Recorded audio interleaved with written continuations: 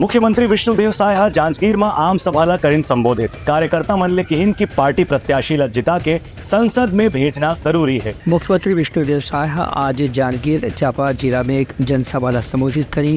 ये मौका में कहीन की प्रदेश में भाजपा काफी बढ़त लेकर के चुनाव प्रचार करत थे। लगातार केंद्रीय मंत्री, केंद्रीय गृह मंत्री और गृह मंत्री के भी दौरा हुए से यहाँ भाजपा कार्यकर्ता में काफी उत्साह देखे बन मिला थे। मुख्यमंत्री विष्णुदेव साय कहीन की एदरी लोकसभा चुनाव में जैसे विधानसभा में भाजपा ला अच्छा समर्थन मिले रही से इसमें मतदाता लोकसभा चुनाव में भी 11 के 11 सीट में भाजपा प्रत्याशी मंडा जीत दिवाए पर पहली ने संकल्प ले चुके हैं। आज जम्मू कश्मीर से धारा 370 हट गए। बड़े बड़े काम ये 10 साल में हुई से और हम डिप्टी से भी बता रहे हैं। मोदी जी बोलते हैं कि ये 10 साल तो खाली ट्रेलर है, पूरा पिक्चर अभी बाकी है ना। और बड़े बड़े काम करना है।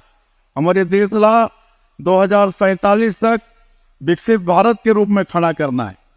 आने वाला 5 साल में हमारे देश ला तीसरा सबसे बड़ा आर्थिक ताकत बनाना है। तो ये सब काम कौन कर सकत है? नरेंद्र मोदी ही कर सकत है ना।